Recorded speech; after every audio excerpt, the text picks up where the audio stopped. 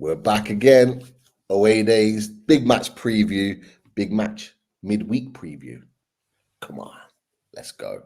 I remember I walked up into St James's and my hands, everything, my whole body just lit up. I've got goosebumps all over my... I get those goosebumps.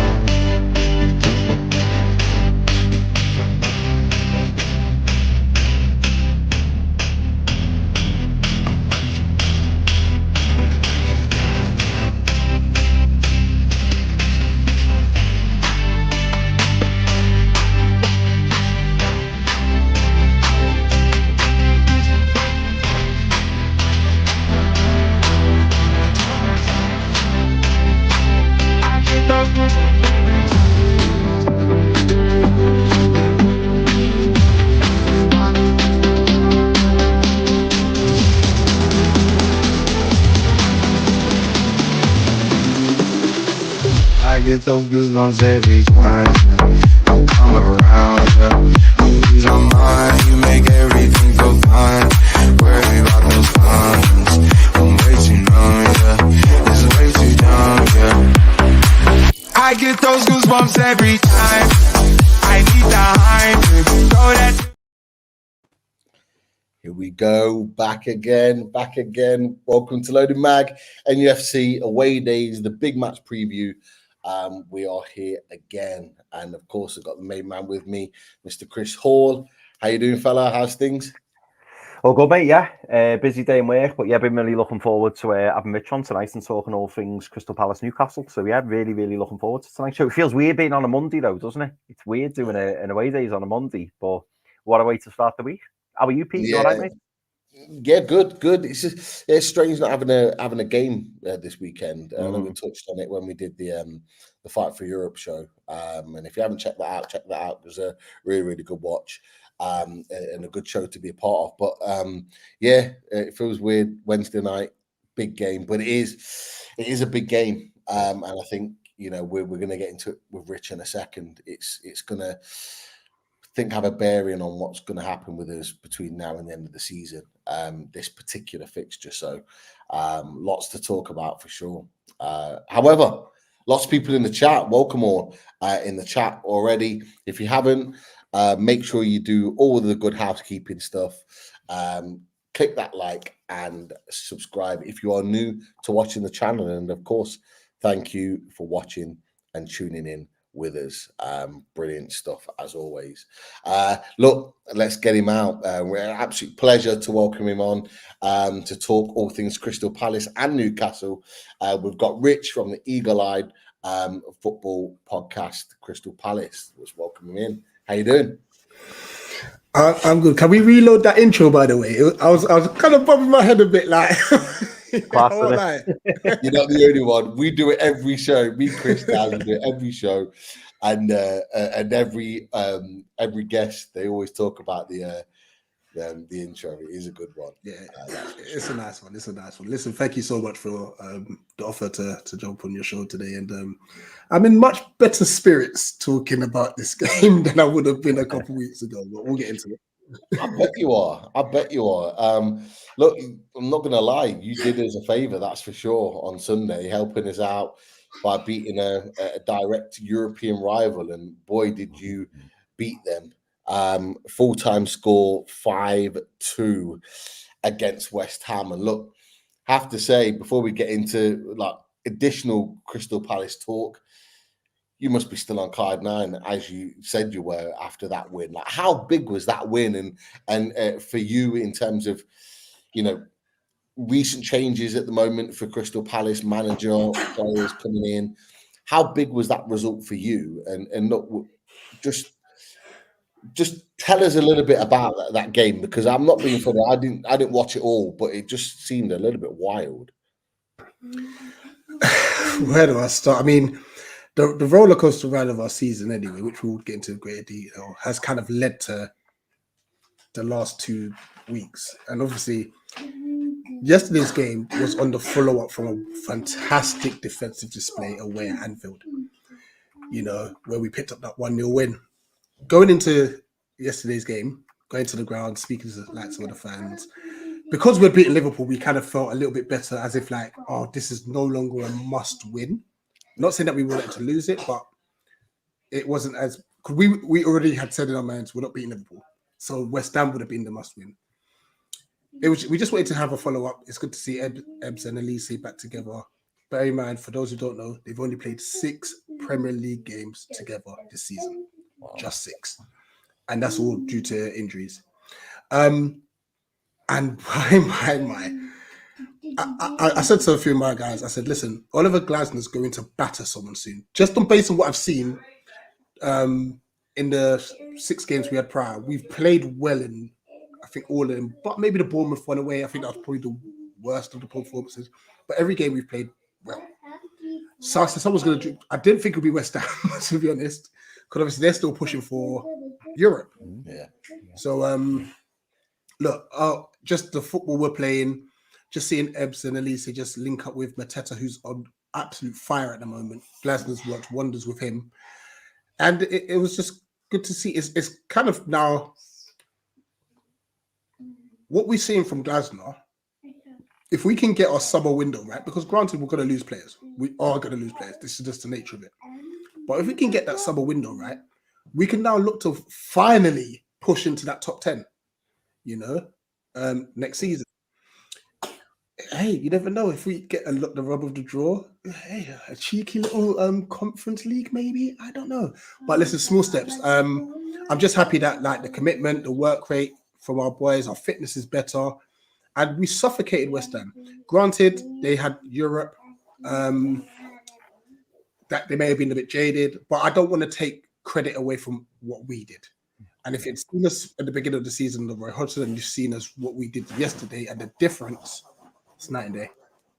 Yeah, definitely. Look, it's interesting. You kind of talked about where you could kind of get to, because, and you've touched on it already. Your manager has come in and done like a fantastic job, and you've even touched on it sort of night and day. Just talk to us a little bit, like in particular, what have you as a fan that goes to the games, watches every week, what have you very specifically noticed that's different about Crystal Palace? Because obviously we played you earlier on in the season, beat you 4-0.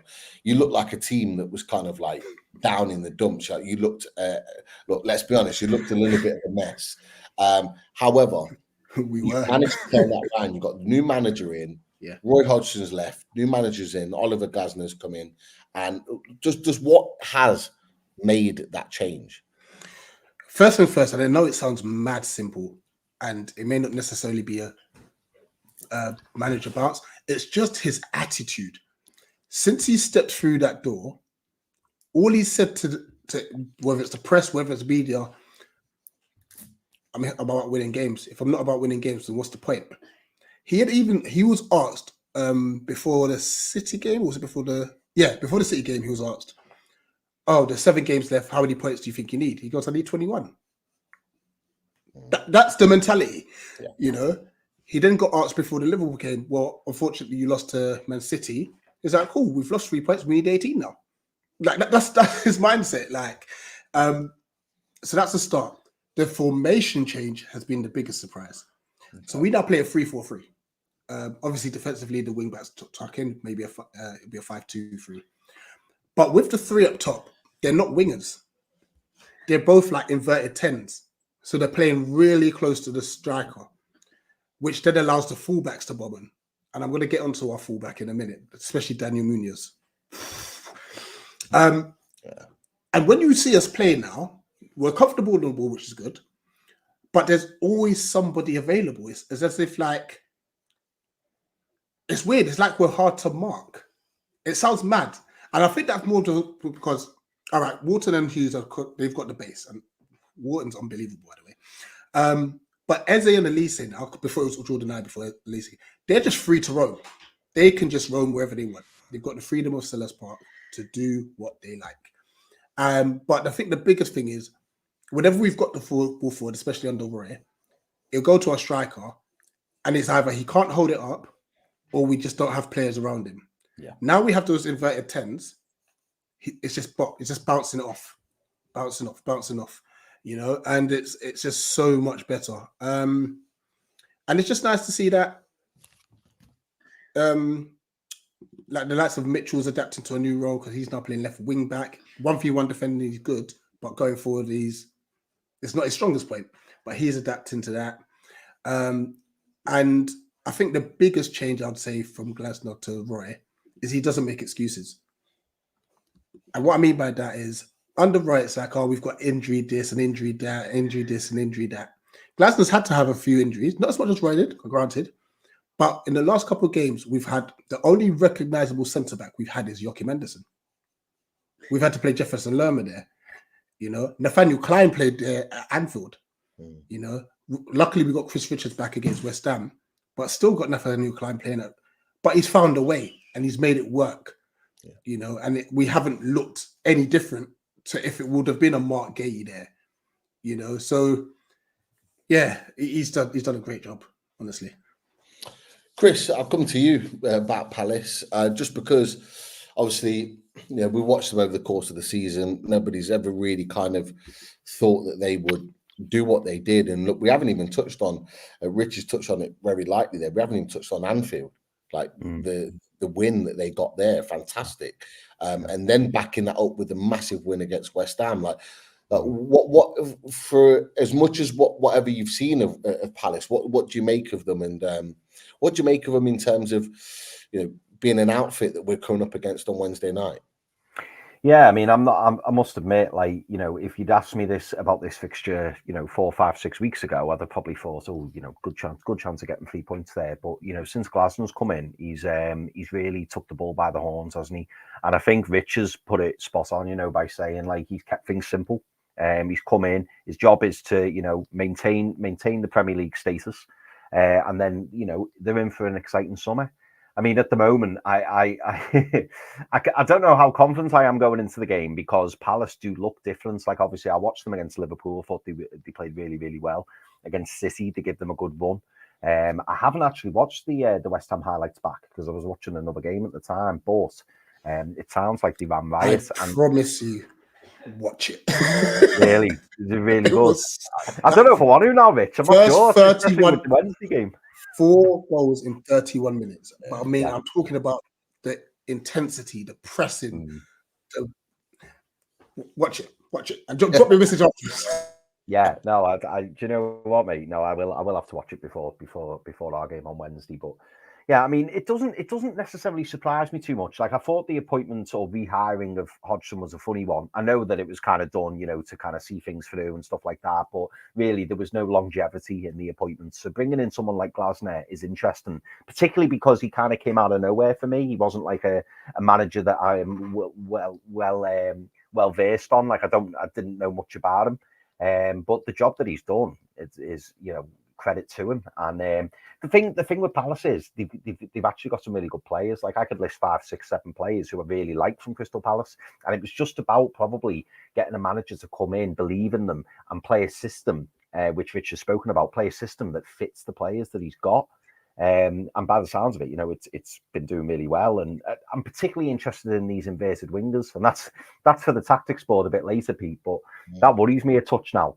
If that's the case, and that's something maybe Eddie Howe's going to have to really consider, because, you know, if Palace like to play very much through the middle, but then you've got the worry of the wing backs bombing forwards as well. It sounds like going forward they're going to be a real threat.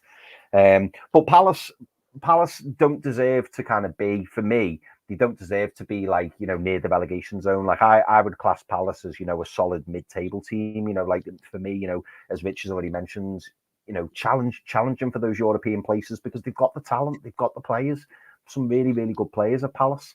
And where they are in the league just feels a bit harsh for me, because there's teams above them that I would rate high. I would rate Palace higher than them. Yeah, looking at the league table there, you can see 14th in the league. I had a chat with D earlier on today, and he was talking about, you know, where you guys were and looking that you were could have been quite easy fight for relegation. But I see where you are right now, and you've got the potential for definitely to be another 2-3 places up. And had you kept your players fit, Rich, maybe you would have been in that position where you were fighting where like the Fulhams are. Maybe even the Wolves, and I think that's what you were touching on earlier, Rich, where you were thinking maybe next season with a better squad, a squad that's fitter, that you could maybe look at potentially fighting at that end of the table. But certainly your results in the last couple have turned it around nicely. You're in a position now where you've got a few games actually, and looking at your fixtures, you could have a big say in terms of in Europe and potentially top four, because you've not only got us on Wednesday, you then have Man United on Monday, the 6th of May, the week after. You've then got Wolves that are kind of in the European spot, although I think they're probably just shy of that now.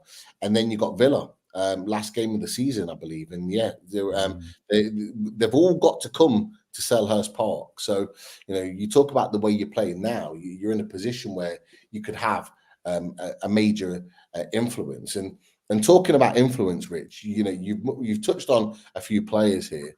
I want to touch on firstly your new signing, because he's come from Blackburn, centre midfielder Adam Wharton, and a lot of people thought maybe the close to 20 million that you paid for him was a little bit too much to get him out of Blackburn, but he certainly turned it around and putting in some stellar performances. And I also want you to touch on this man you talked about earlier.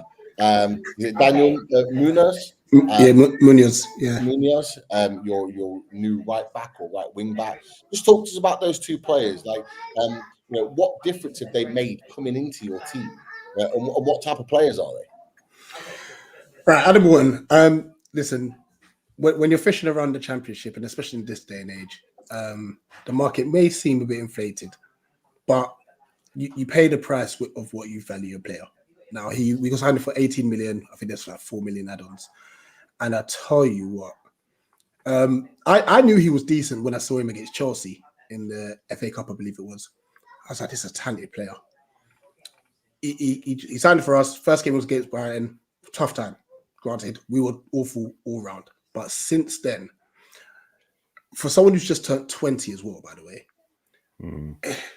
it's like he's been playing the Premier League for years. Yeah. It almost, all right, it doesn't look easy to him. That's rude to other teams, but he's just literally taken to it like a duck on water. And his passing ability is incredible. And you know what surprised me is actually his defensive work. He's very tenacious, so he's pretty much got it all. And I know especially Eze and Elise have definitely appreciated what he offers, because just to have someone who's like composed on the ball in the middle of the park, not phased, doesn't feel like he's ever under pressure, and it builds up a lot of our attacks, and the biggest thing with this is we lost Chet Corey in like December to injury, and he's our number one midfielder. Now, and this is where it goes to, fingers crossed. I know we're not going to keep like Eze and Elise and Gay and stuff, but Chet Corey and Adam Wharton will probably be our centre midfield partnership next season. That is a solid foundation to build on, Daniel Munoz. We have been crying out for a right back for years. Thank you, Joe Ward. Thank you, Nathaniel Klein. But to have them as both our right backs for 10 to 11 years in the Premier League, it's not good enough. He's come in and he's almost just like, oh, this is light work. You're going to see him. He will find himself in your penalty area tomorrow. That's just how he plays. Now, if need be, he's going to be pressing the goalkeeper. That's Daniel Munoz, and he'll still get back. He's a madman. He's an absolute madman, but he's been an absolute dream to like his ability on the ball going forward, his defensive tenacity going back. He will run for 90 minutes. I think he's just missing a goal or an assist, like just to kickstart, because he deserves something. That's how well he's been playing going forward as well. So honestly, it's been brilliant. It's been brilliant. And to think that Mateus Francis has been injured most of the season as well, which is annoying because he's talented as well. We've got a lot of talent, you know. But yeah, well, honestly, I'm happy with those signings. No, fair play. And look, they're two different players, Chris, that we've got to think about over the course of the season. But Alan Thompson is happy. Sorry, I couldn't see that on the screen. But Lawless will be interesting to see. He has been quiet, hasn't he? Yeah, just a bit. He's only piped up recently today because of the links with their new manager, potentially being the Sporting Lisbon manager, and he's I think he's landed in England for talks today. So he's whether it's with West Ham and Liverpool, we don't know, but there were certainly talks with West Ham apparently. I think West Ham might have even been the ones to fly him over. So only at that point did you hear him chirp up. Other than that, he's been very, very quiet. Not going to lie. But look, you've talked about your two new signings, but what are your thoughts on your existing players? You know, you've got this man who we know very, very well. We've talked about him on NUFC all the time, Michael Elise, and you've got Eze as well, who you talked about. He scored a sensational goal yesterday. And from your perspective, and I don't want to put a downer on this, is that all the speculation at the moment with these two players is not just about how good they are, but what clubs they're going to be playing for next season. Like, what do you make of all that speculation? Do you genuinely think you're going to have those two players with you next season that Oliver Glasgow is going to be working with, or do you genuinely think that'll be part of the trade-off with the new manager, that those players will leave, one or both, to be able to develop and build a new team? Like, what are your thoughts on those two players in general and that sort of speculation? Just as them as players, they're unreal. They're unreal. And I did see a message in the chat regarding our director of football, Dougie Freeman. Once again, championship talent. He's going out there and finding absolute quality talent from the championship. So so you lot know, Eze cost us 12 million. Michael Elise cost us 8. Wow. And they've been sensational. This year has been so frustrating because they've both just suffered major injuries. Michael Elise got injured on international duty with France during the under-21 Euros. So he didn't return until like November. And then Roy Hodgson said, go play 90 minutes. What? And then he had a reoccurring injury, Then he came back, then he thought, against Brighton, yeah, we're going to stick you on at half time. We're 3-0 down. What's the point? Yeah. What is the point? Then he suffered another injury. Ebbs got a severe injury against Luton, same time as Chet Decore, actually. And then he was out. So to only have, like I said, Ebbs and Elise play 6 league games together it's just been heartbreaking, especially knowing that one or both of them could leave in the summer. Yeah. But when they have played, they've scored. So one of them scored in every game they've played together, or at least one of them. Or there's been goal contributions, and that's how pivotal they are to us. Regarding the summer, with this new model that we're trying to implement of buying cheap and selling big, we're going to expect our better players to leave. Add Anderson potentially and Mark Gay to that list. It is a shame.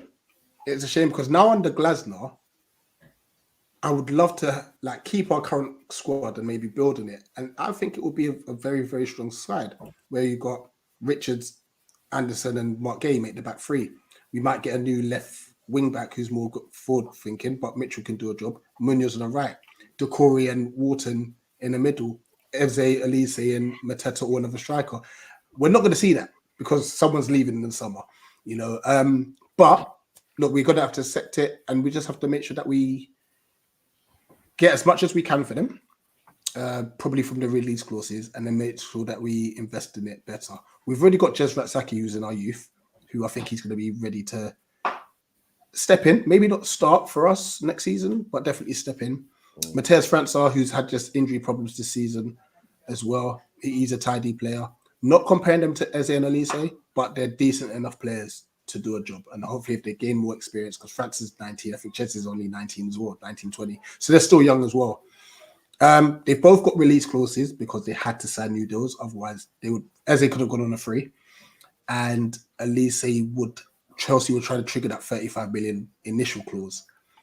So I believe both their release clauses are now 60 mil, which seems low in this day and age. But I guarantee the thing is, they would never have signed those new contracts if we had tried to put something astronomical, because it's kind of almost like pricing them out of a move, if that makes sense. So yeah, I would love them both to stay. I don't see them both staying. If we could keep one, we've done a good job. My hope is that we can keep Elise one more year because he's younger and because he's had an injury-riddled season. Maybe that might fend off suitors, but at the same time, he's played like 9 Premier League games. I think he's got like 6 or 7 goals. He's not played that many games, and he's got his goal contributions have been brilliant. So it's gonna be a sad day. Chris, you've just heard it here from Rich. 60 million by release clauses potentially in the summer. Who are you taking? I'm sorry, Rich, but I always throw this back with opposition players. Like if we're Newcastle United and we're looking at players like that, which I'm sure we would be of that quality, like who are you looking at? Yeah, do you know what, Pete? I remember this was ages ago. I remember asking you the exact same question, and I think you refused to answer. Actually, I remember you saying that I stuck me colours to the mast. I said which one I preferred, so I've got my answer, Ezzy. For me, I would go Michael Elise, but I'll be honest. The reason that I'm saying that is purely because we are in desperate need of a right winger, and he is a pure right winger. And I think for Newcastle, he would just be superb. And I've got to admit, when Rich disclosed this information before the show started, my eyes did light up because, as you'll know, we've also been linked with Pedro Neto. And when we did our squad game 3, I think it was squad game 3, Pete. I think it was. Yeah. We were saying that, but my preferred choice for the right winger target was Michael Elise, and I think, especially if Wolves are talking 80 million for Pedro Neto, I would have gone with Elise anyway. But if Elise is going for 60 million, when you're looking at the likes of Man United spending 85 million on Anthony, it's a no-brainer. Do you know what I mean? He's a great age, as we've said a few times. Premier League experienced, and I think he's only going to get better. I think that's the bit that hurts, that we can't force a higher bid just because of the nature of the contracts, and it's going to be gutting, but it's still profit. It's still profit, and it's going to be sad to see them go. And honestly, I agree with you. Elise is the better. I can't even describe how good this player is. And to think is he still needs to work on his right foot. That's how good it is. It's mad. But his left foot's so good. Oh, yeah. Ridiculous.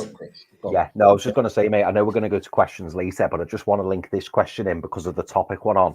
And 2Gamer asks a great question, and he says, with so many players linked away from Palace, so Elise, Eze, Anderson, Gahey, who do you think will go from these 4? Do you think you're going to lose 1, possibly 2? Hopefully no more than 2, but who would be the ones that you think, Rich, would go? Out of hope, I hope it's just 2, because I think we can recover from that. Realistically, though, I think we lose 3. Wow. Really?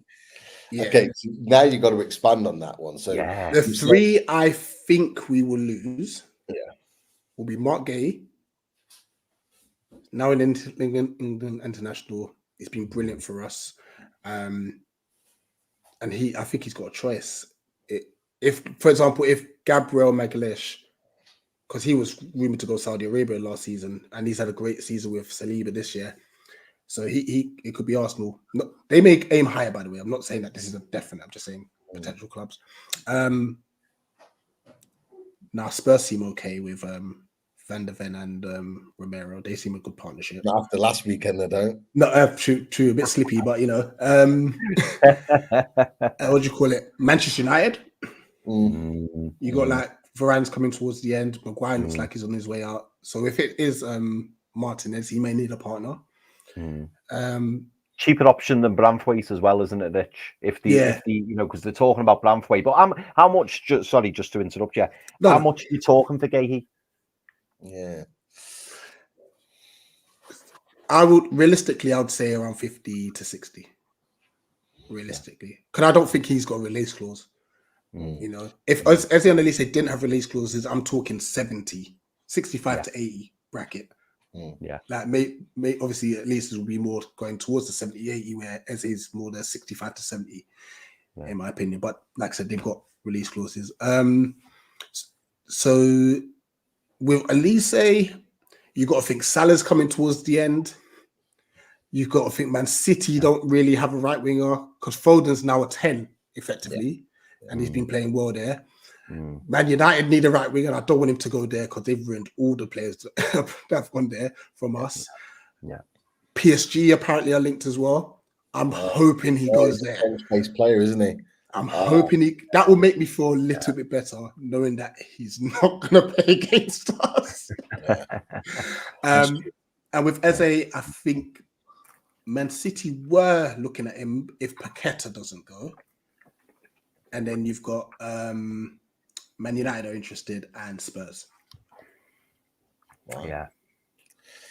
Which one do you think is you keeping then? If you're saying possibly three, which one do you think is not going? Anderson. And that's no guarantee either, because he's at that stage where he would want. Well, he's been linked with us.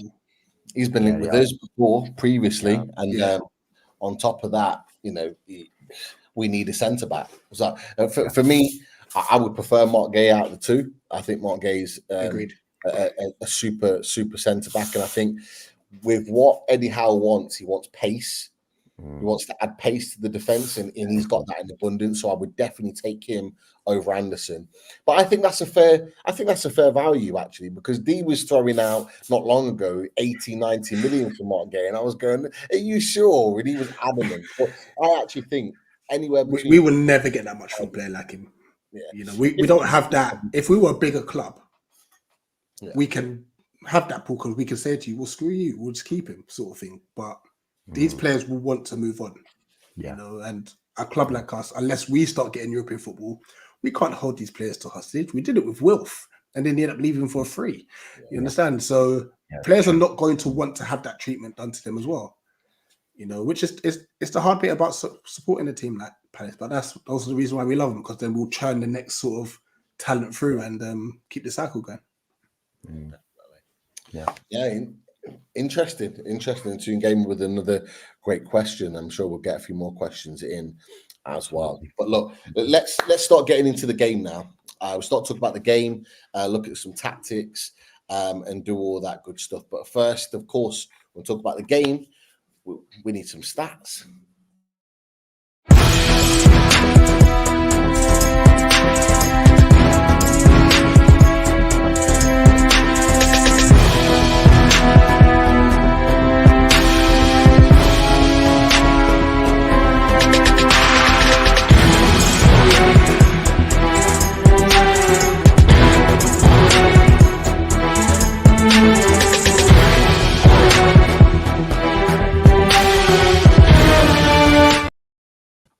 Good evening, lads. I like magic. What an entrance! You need to clip that, Daz. You need to clip that and add that to the reactions to the entrance. Definitely. Dr. Doom, Keith 00 Stato, whichever name you want to call him. How you doing, Keith, tonight? And what stats have you got for us this week? Yeah, it's I'm doing well. It sort of feels strange coming on a Monday. It sort of feels like back to the Champions League run, doesn't it? You know, which seems like a long time ago now. I feel honoured now. It feels like a long time ago. I say that, doesn't it, lads? It does. It does. Hopefully back soon. Yeah, I've got loads of stats for you. Head to head. This is a tricky game, though. It's proven to be tricky. There hasn't been a lot of goals in this one, apart from the game that just earlier in the season in recent times. Newcastle's all-time record in this fixture, played 55, won 31, drawn 12, and lost 12. And the head-to-head in the Premier League, in 25 games, Newcastle have won 12 games compared to 5 for Crystal Palace, and there's been 8 draws. However, at Selhurst Park, slightly different story.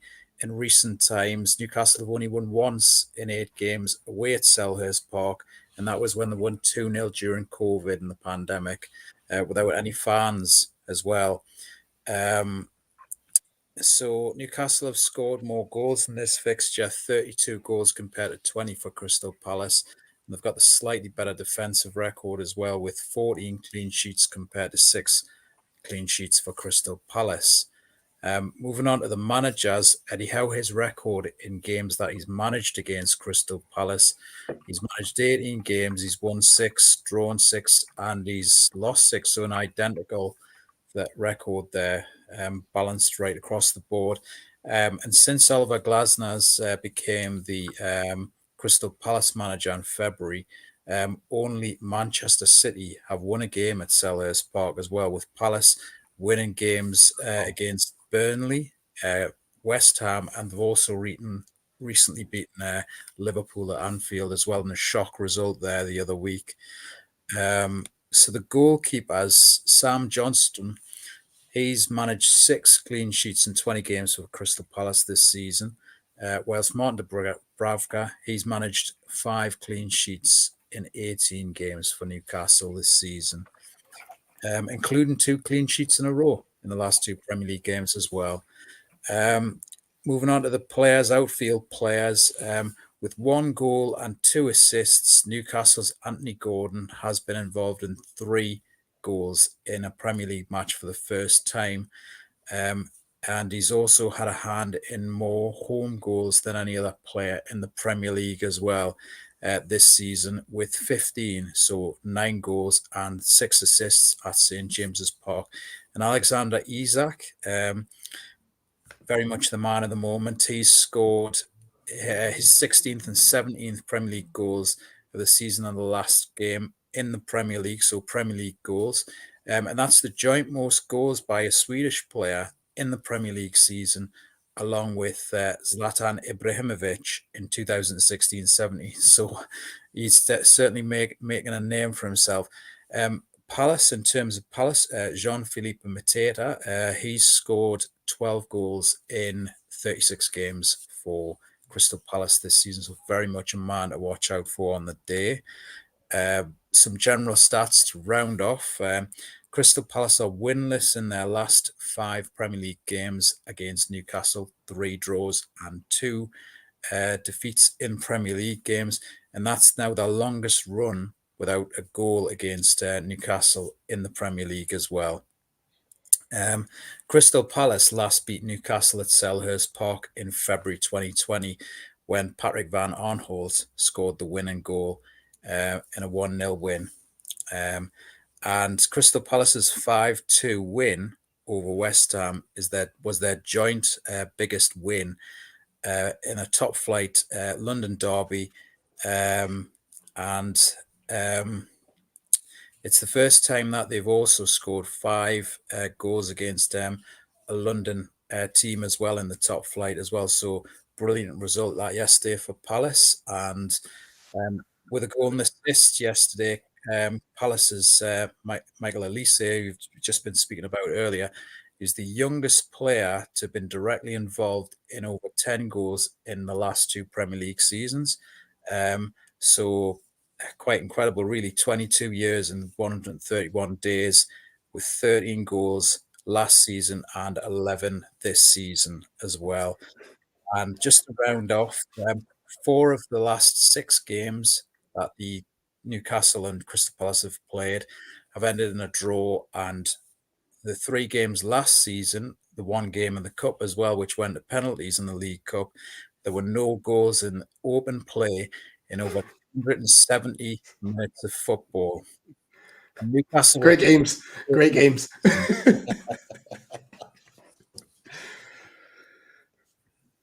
That rounds off the stats. Top man. Brilliant stats as ever. Keith, Top man, as always. Great stats there, and so some good for either side. So we'll have to wait and see. That's for sure. It's going to be an interesting game. It really, really is. And look, I'm going to bring up the tactics board now for that very reason. And as I mentioned to you, Rich, I'd already kind of set out your team, and it's very much how you talked about it earlier, because your formation is very different now. And just correct me, is that the way that you have been setting up? Yeah, spot on. Yeah, because that was, I think, roughly the team that was set up in how you played against West Ham, and I think that's really, really interesting. And I think, Chris, you kind of said that would be interesting with regards to the tactics board. So, do you think, Rich, just before I come to Chris to give the Newcastle team of what he thinks is going to start, do you think that will be the same team that starts again on Wednesday? Yeah, yeah. I don't think there'll be any changes. I don't think we've got any returning players, because Decore and France are both out for the season, and I know Glaston's been very, very cautious with Mark Gay. I don't think he's going to risk him. Yeah, especially now. Like, it says end of April that he's going to be back, which could be, I suppose, now. But, you know, so yeah, I think it's as you are. As you are.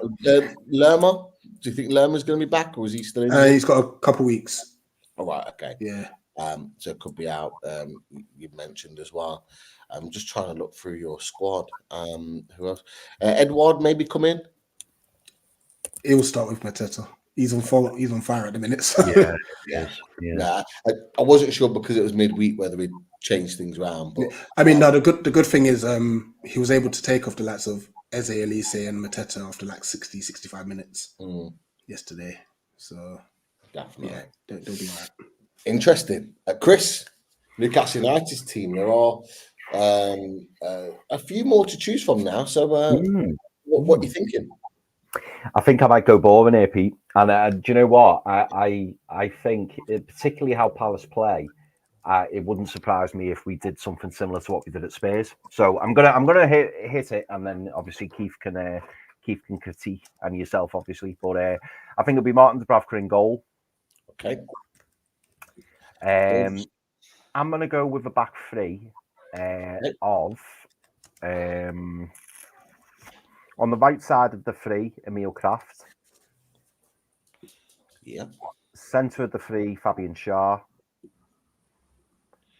And then on the left of the three, Dan Burn. Okay. I think left wing back, Elliot Anderson.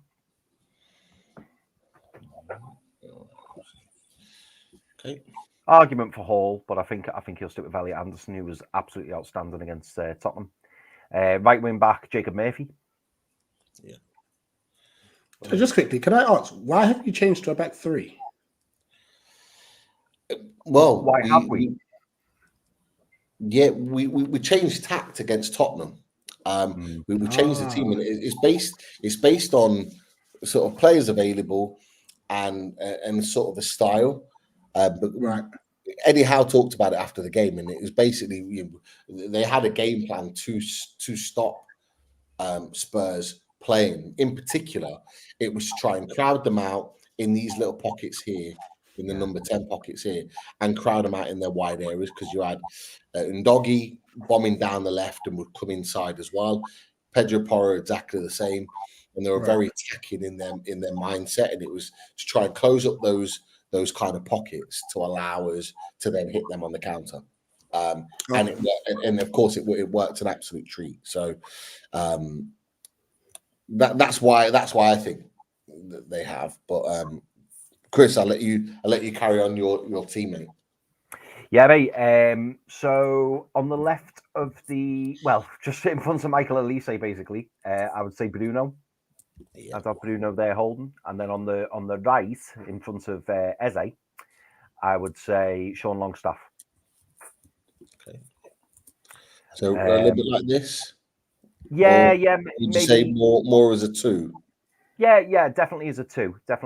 Yeah, I think Bruno and Longstaff will drop in as and when needed. I think we're going to see a lot from the wing backs. I think we'll see a lot from Elliot Anderson and Jacob Murphy. And I know we'll touch on this when we put the whole team out, but it's going to be interesting battle. But I think this lineup actually will see us good for coming up against Palace, who also have been using a new formation. So that being the case, I think our front three is going to be Harvey Barnes on the left. Yep. Anthony Gordon on the right. Okay. And then the main man, I hope you don't mind me saying this, Rich, best striker in the Premier League at the moment, Alexander Isak. Pete's put him in already. Pete's put him in. Can't complain. Yeah. He's been brilliant. He has been brilliant. Yeah. Not messing around with that fellow. Definitely. Best in the Prem, for sure. Absolutely. No. Keith, do you agree with Chris's team in the setup? What are you thinking? It's a Monday, and I hate to say it, but I'm going Monday. I'm going boring on Monday at the start of the week as well. I can't really see much changes to that lineup, really. The team's played so well in the last game when they adjusted to that back sort of 5 formation there. Dan Burn seems to be better naturally in the back, the central defensive partnership. So why change it, really? I think, again, maybe we'll see the likes of Livramento at some stage in the second half, for the energy in the legs, maybe on the hour mark or just after the hour mark. And maybe Hall could figure as well at some stage and later on in the second half. But other than that, I can't really see much changes. You wouldn't want to change your middle either, because Anderson just seems to be playing. He's came back into the side. He's playing brilliantly in the last game or so. You would favour Newcastle as well with the front three as well. That's a strong front three. Do you even think that? I mean, the rumour is I heard earlier today that maybe Wilson could be back at some stage. Do you think maybe off the bench late on, last quarter, maybe even? Honestly, testing Keith, I think Wilson will be on the bench on Wednesday. Yeah, I think he'll be on the bench. Like they had him training the other day. It's around the mark that they kind of anticipated that he could potentially be back for. I would be surprised to see him on the bench. You've touched on it. You made a really good point as well.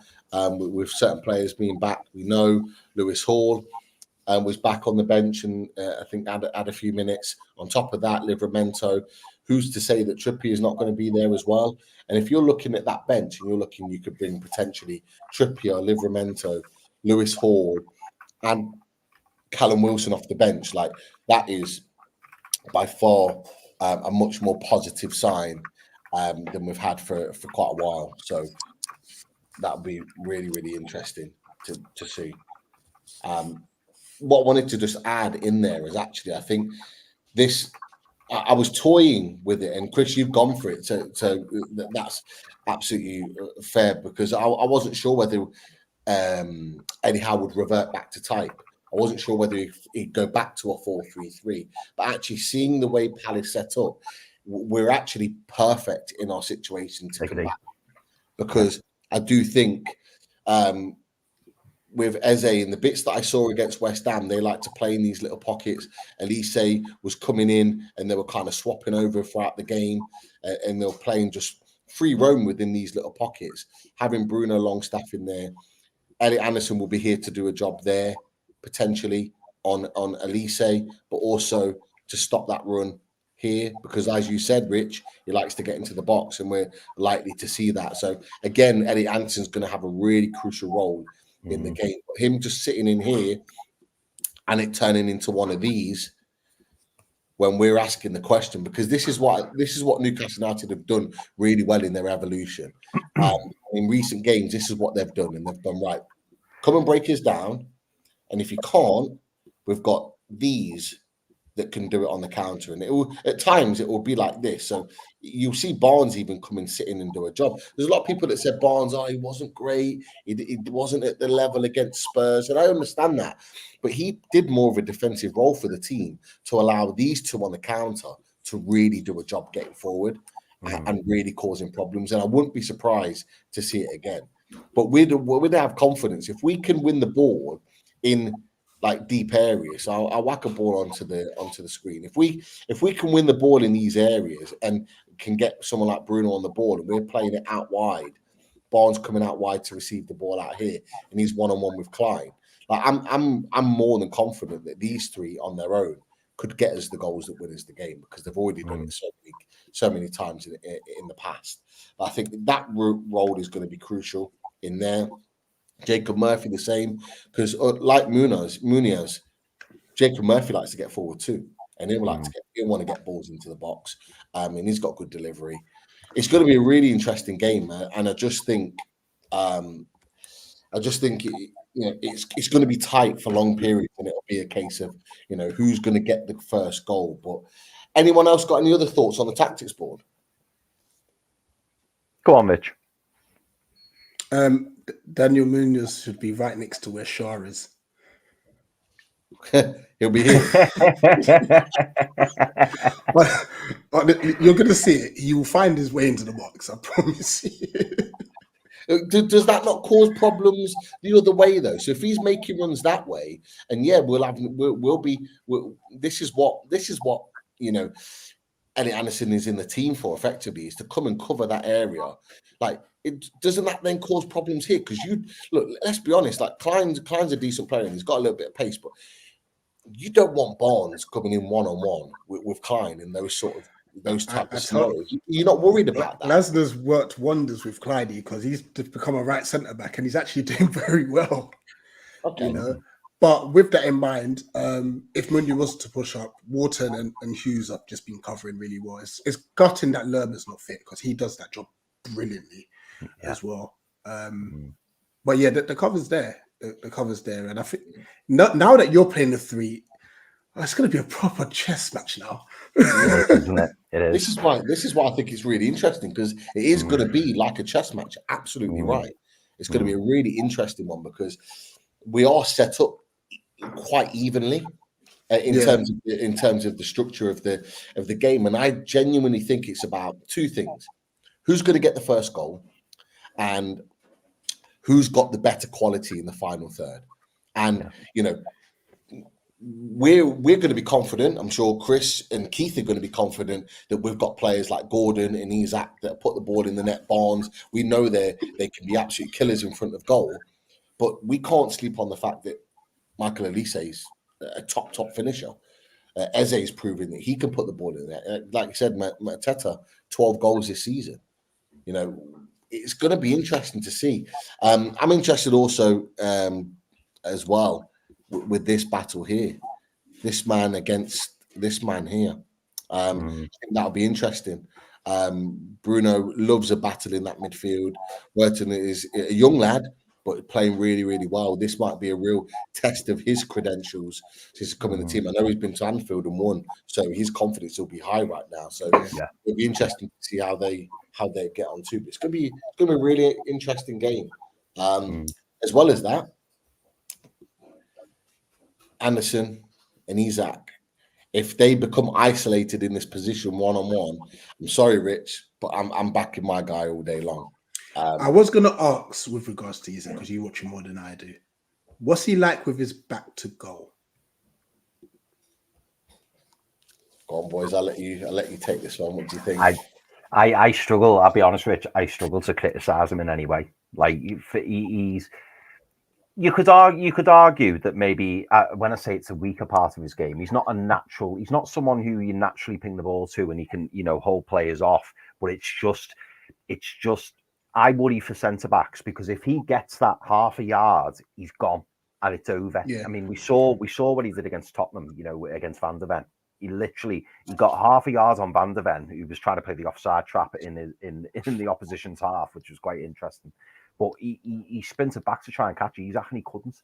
I think with Isaac, he's improved in that so much since he's come to Newcastle. At Sociedad, people were questioning whether or not he was, strong enough, whether he liked that physical battle. But now he's becoming more accustomed to that role. He's playing as that sole striker.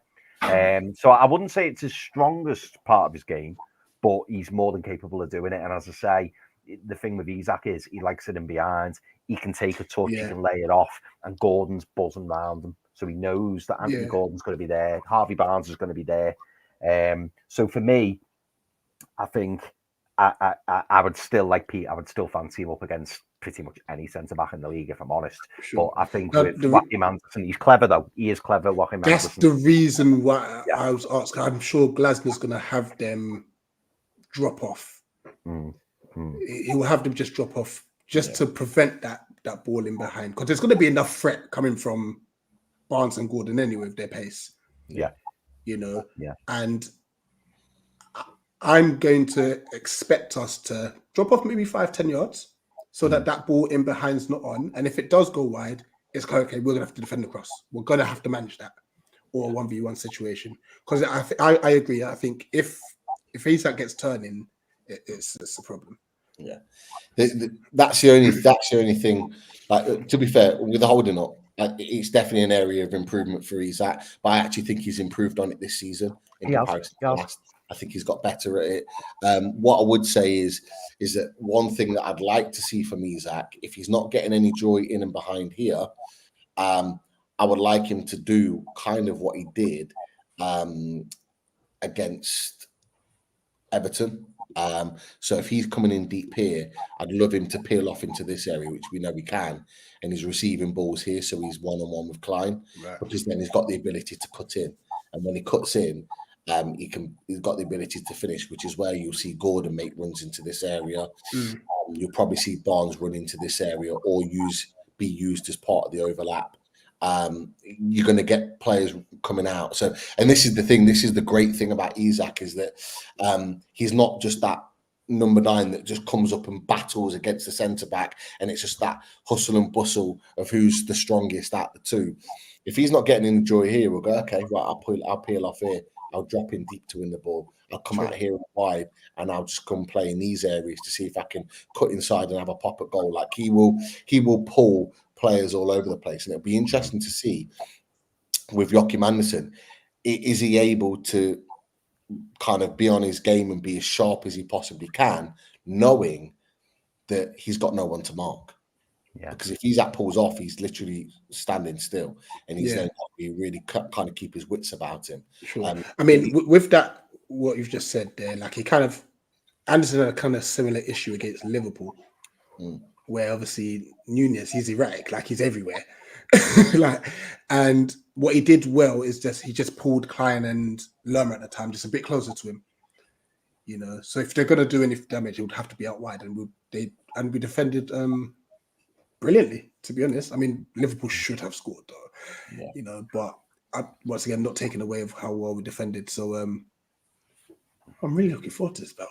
I know. It's going to be a good game. It's going to be a very good game. Yeah, it's going to be good. Well, the last thing from me is that I think the only way that we'll find it difficult to break through is if you do that, is if you end up here, if you end up dropping in here and doing effectively what we might do as the away team. If you drop in here and go, right, we're going to leave him up here, like we're going to push you on, and can you break us down? That's maybe the one question mark I have about Newcastle United is, can we break down that low block?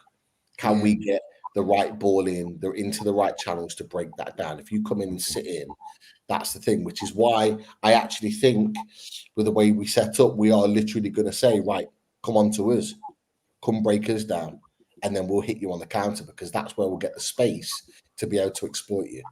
So it is like you said, Richie, it's going to be a chess match. It really will be. And it'll be interesting to see how it falls. I mean, an early goal for Newcastle United or Crystal Palace changes things completely, because people's game plans may well be out the window, and you're going to have to change tact, especially if it's an early goal. But I mean, I know. Obviously, I know you've got another stream to go, but it would be so interested to see on this tactics call if you were to put your strongest 11 without any injuries, and then put Palace's strongest 11 without injuries, what that would actually look like. Ooh, that would be good.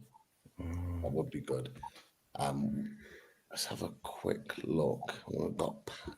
Right.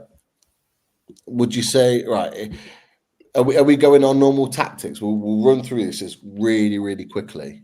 Are we going off normal 4-3-3, Chris? Do you reckon? Yeah, I think so. I think so. So if we did, we can leave them three up top for now, I think. But yeah, let's go Pope in goal. Yeah. Let's go Botman. I don't know, actually. Do you know what, Pete? No, I'm going to go 3 at the back because I think our strongest will probably contain the 3. I'm going to say Botman. I'm going to say Botman centre back, Dan Burn left centre back. Yeah, just like that. I think Tino Livramento left wing back, Kevin Trippier right wing back. Oh, that sounds strong already. Do you know, the only problem is we haven't got enough central midfielders because we've got about 6 who are all pretty good. I would have to go Bruno and Tonali. I'd have to. Joe Linton. Oh, what about Big Joe? What about Big Joe? Yeah, I'm afraid Joe Linton's got to be in the team. He's got to be, hasn't he? Yeah. Right, okay, put Joe in. We might end up playing with 13 here, Rich, but... Could you do this? Could you play Joe out here? Oh, that's a shout.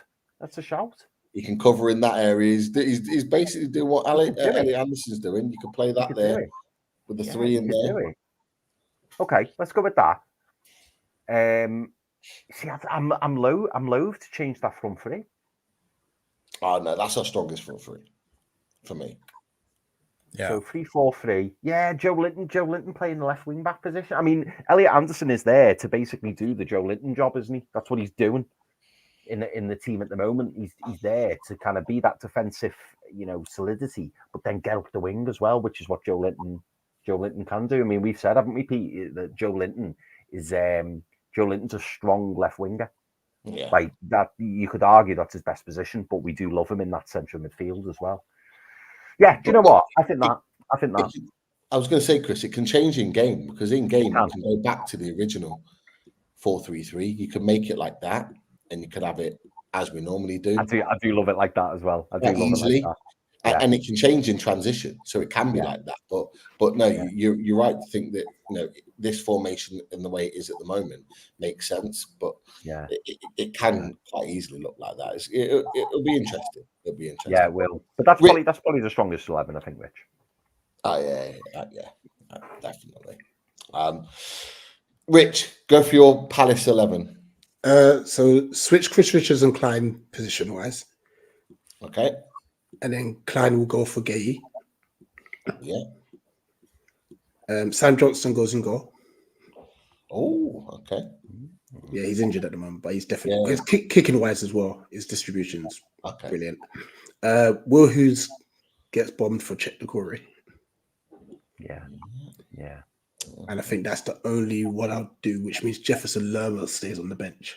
And he's our player of the season this season for me personally, but if we're gonna go, at least we've got some squad depth now. Yeah. This is how it will look. Is there any argument for Edouard over Mateta? Not in this glassless system. Yeah. Oh. Nah, the way that Mateta's playing with this Glasner system, it fits. Yeah. It definitely fits. Interesting. No, well, there's your lineups. Strongest. If we had everyone available, and next season we'll have that, and maybe a couple of additions for both clubs.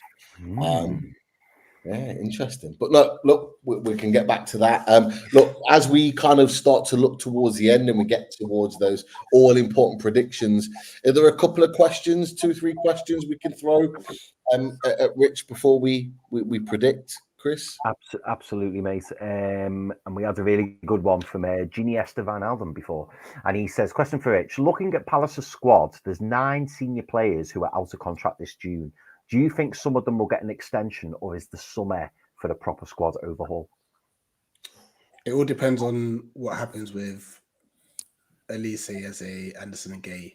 If we do sell, let's say 2 or 3 of them, that could give us excess of like 150 mil, which then could in itself be used to buy players, which means that we may not need to renew as many of these contracts. So yeah, it's all going to be dependent. But it's a massive. It's probably our biggest summer since Vieira's first season. Yeah. I'm interested in this one as well, Geordie Tune for Life. Which London club in the Premier League is your biggest rival fan-wise, and what is your favourite away day in the Premier League? London-wise, then it's actually Millwall. It's actually, I mean, Charlton Charlton like to hate us, but we just don't care about them. But if it is Millwall, like that turn up, if we ever get it, it's crazy. It's mad. Yeah. Favorite day away. I'm going to say Manchester United because I've been there twice and we've won twice. So that'll be your favorite. That'll be your favorite. Yeah. Solo asks you, do you think Palace will make it 3 wins in a row, as they haven't won 3 in a row since April 23, beating Leicester, Leeds and Southampton, all 3 teams that got relegated? If there's any time to do it, it'll be now, the way we're playing. Not that that's my prediction, by the way, but there's no better chance to do it than now. And if it doesn't happen with Wednesday's fixtures, the rest of the games we have, there's a potential to get 3 wins in a row anyway. So yeah, he's doing a great job. Yeah. Justin. Toon Gamer asks, I mean, I know you touched on it very briefly before, Rich. How much are you missing Decore? He was more important a loss than Eze and Elise have been. Wow. And that was before Wharton signed. Because midfield, we had Lerma and Hughes. And at times, in fact, we had, what's his name? Chris Richards. Roy Hodgson played our centre back in midfield. Please. PTSD. Yeah, he's been the biggest loss, I would say. Wow. Yeah. And then last question before I round up with a couple of other quick comments. Tom Dixon asks, where do you expect Palace to finish in the league? This season will be like 14th or something. I'm not going to go any further. There's too much. The damage was done with Roy, to be honest. Yeah. I'm just glad Glasson stabilised us and we actually look good again. So, yeah, no, I think that's fair, mate. Do you think, it's got one here that just asks where I'm thinking, Rich. Yeah, do you think Roy, because Roy did an amazing job when he came in last week, I'm thinking when he, the game at Ewood Park, Elland Road, 5-1, etc. Yeah. Do you think after he'd stabilised, he should have went at the end of last season? Absolutely. As a hero? Absolutely should have gone. Because I think as Palace fans, we kind of knew what Hodgson's about. This was just, you got 10 games, and he said, lads, go and express yourselves, which we did. The moment they said they're going to keep him, they should have backed him better. They didn't back him enough. But at the same time, you kind of expect them to not back him because they went for the cheaper option anyway and keeping him for another year. So, yeah, I'm just glad, like I said, obviously the way he left wasn't great. Obviously, the health concerns and whatnot. I'm just glad we got Oli Glasner. It just, honestly, like I said, Chris, when you watch our highlights back against West, you will see exactly what I'm talking about. Wow, that's a big turnaround. Oh, you're on mute, Chris. Sorry. Yeah. No one wants to win that championship anyway. No, they don't. Literally. They don't. Literally. No.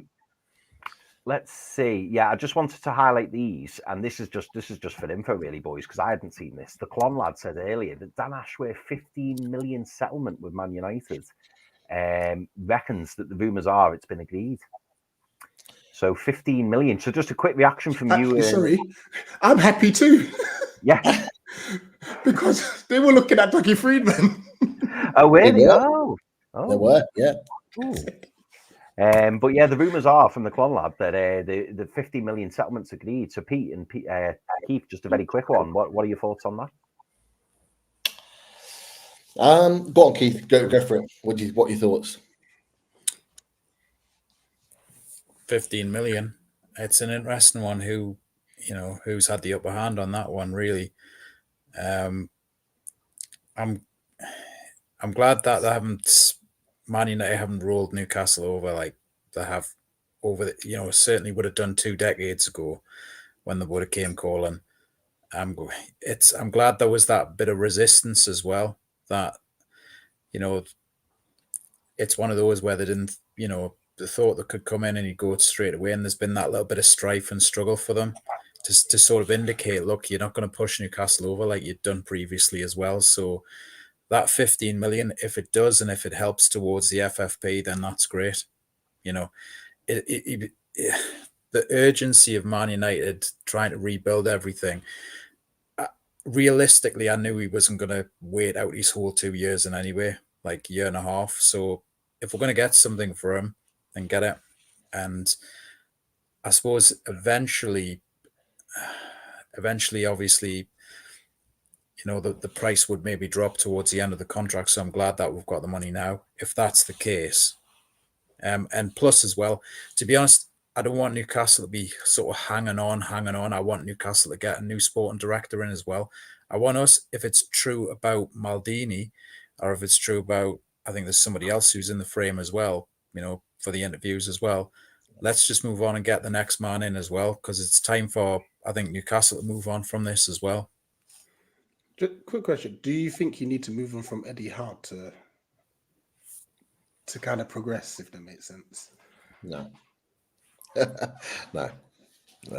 He's shown me in recent weeks that he can evolve and play different styles. We've just talked about a different setup on the tactics board. Like 3-4 months ago, we didn't think that would be possible, that he would set up the team differently. It was always a 4-3-3, high intense, high press. I think the injuries have made him, almost forced him into thinking, right, we need to play differently with the set of players that we've got. And that's what the best managers do. They can manipulate and change the team. Same players, but manipulate and change the team to play a different way. And that's how you're going to get results, or continue to get results at the top end of the game in this country and in Europe as well. So yeah, as long as he did show his caliber in Europe, and like you lot were robbed. Yeah, as long as he's being competitive, and as long as he's showing that he's growing as a manager as we're going along, why not? Like I've said it before, and I'll say it again. I would love nothing more than an English manager to deliver our first trophy in near 70 years at Newcastle United, because there's not many there hasn't been any English managers that have really been successful in the Premier League. There just hasn't. And I would love for him to be able to do that. And it's to kind of book the trend a little bit, but let's see how it goes. For me, with regard to Dan Ashworth, 15 million, thank you very much, take that all day. World record fee for a director of football. I think we held the previous record. I think we paid 5, maybe 6 to get him out of Brighton. Like for me, we win. But I don't see it happening until our director of football is in place, which is what we're talking about previously. I think we'll get ours, and we hold the cards here. We'll keep carrying on and keep continuing to pay his wages on gardening leave, but you either pay up the money, the whole 20 million that we want for him, or you wait. We'll get what we need to get, and then we'll decide when we let him go. We hold the cards here, and rightly so. Oh, Chris, you're on mute. God, I'm on mute again. Twice in one show. Apologies, I do boys. that all the time. Oh, mate. If you watch us regularly, mate, so do I. Last thing I'll say, just because I know we want to wrap up, big thank you to Nobby Clark for the super sticker. Thank you very much, mate. And Nobby says, based on nothing, I think Joe Linton's fit. And wouldn't it be great to see Joe Linton on the bench? Wouldn't it be great? Wouldn't it be great? I'm sick and tired of having players come back against Cal. It's always against us. Can they just stay injured? We had Trent come back against, Jota came back against. Oh, jeez. Fingers crossed, Nobby. Fingers crossed. That would be class. Love it. Definitely. Love it. Definitely. But yeah, that rounds up the questions, Pete. Spot on. Look, before we go to the sponsors, we'll look at the predictions. And look, I'm going to stick with my prediction. I've kept it in my mind for the last day or so. I'm going to keep it that way. I think Newcastle United are going to win. It's going to be a tight game, and I think we're going to win 2-1. So that's my prediction. Chris, what are you thinking? I think I've got to back the boys, especially after that Tottenham game, although I don't think it'll be easy. I think it will be 2-0 Newcastle. 2-0 Newcastle. Okay, I'll take that. The opposition, Rich, what are you thinking from a Palace perspective for the predictions for Wednesday? I think the fact that Mateta, Elise, and Ebbs were able to come off with 30 minutes to go is a good sign for us. I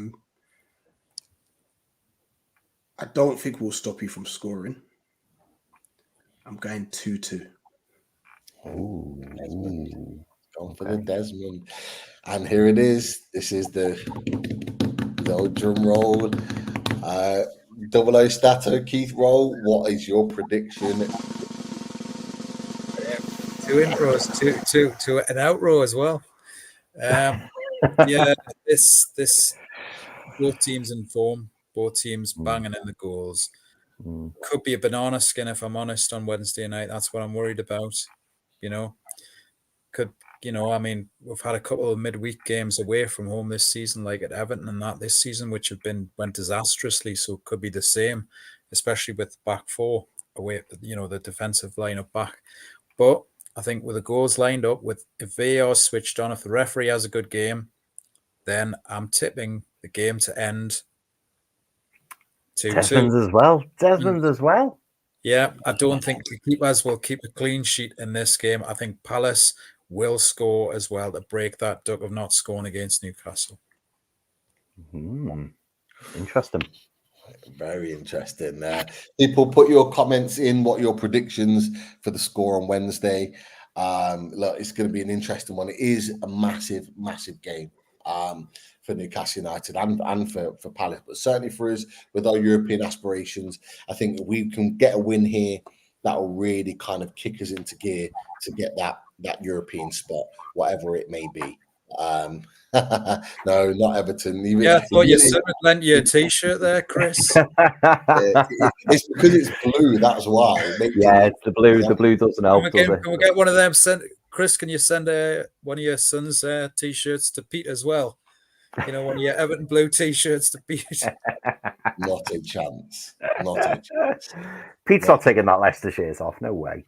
Don't start, mate. I hate them. I hate them more. Yeah. But no.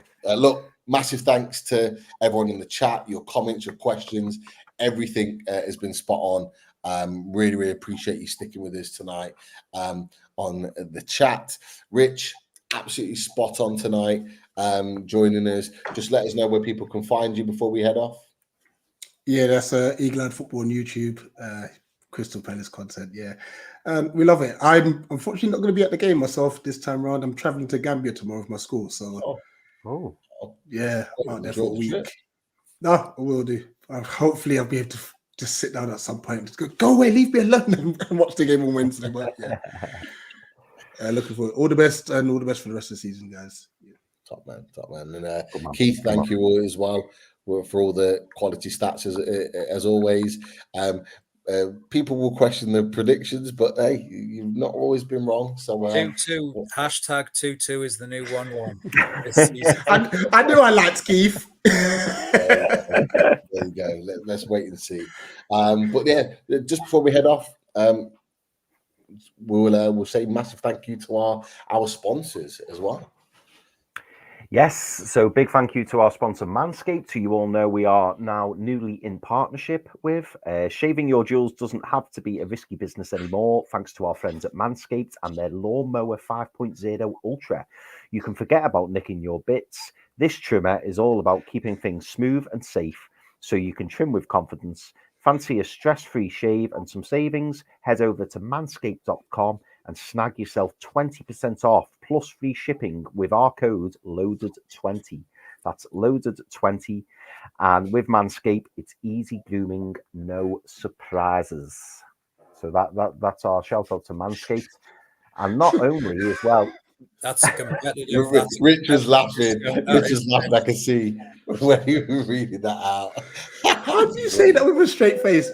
There's no risk of you nicking your bits. That's it. That's why I have the poster on it, so you can't see my face. And also a big shout out to the Radiator Shed, of course. Russ and the boys. Massive shout out to them. As you know, the Radiator Shed, they provide top quality materials made from plate steel, providing longevity, all designed and manufactured in Italy. Aluminium rads are environmentally friendly and are perfect for heat source pumps. They offer a home survey service and will install if required. And there's just a couple of examples of all the lovely radiators. Hold on, Chris. Hold on. Because remember, gone. We've got a video. We have. Watch this.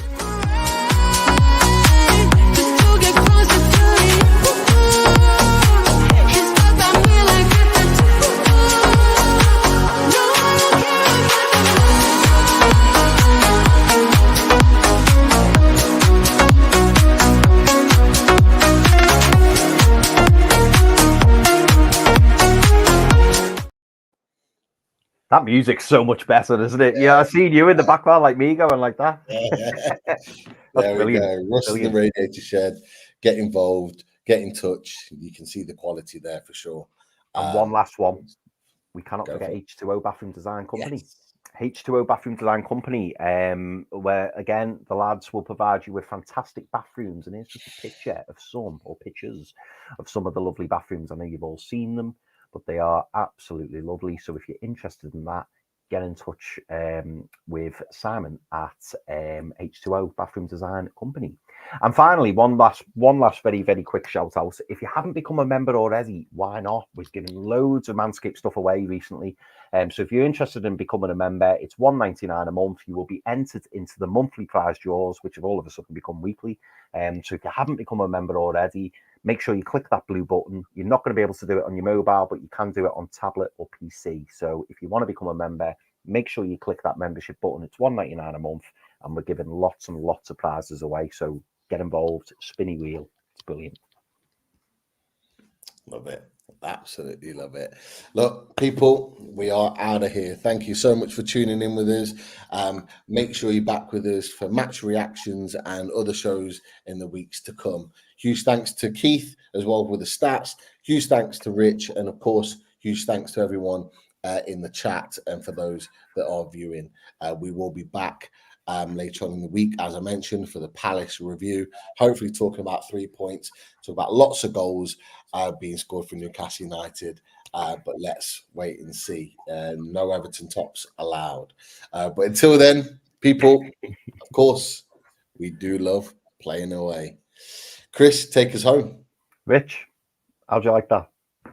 Take care.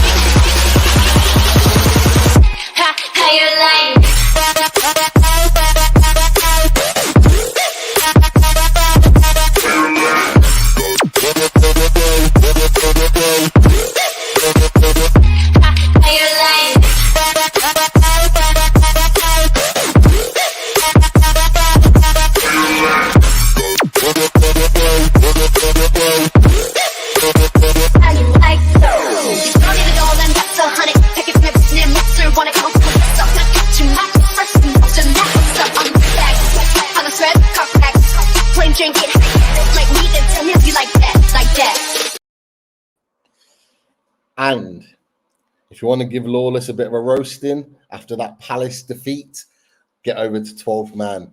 We're going to be cooking him right now. Take care, guys.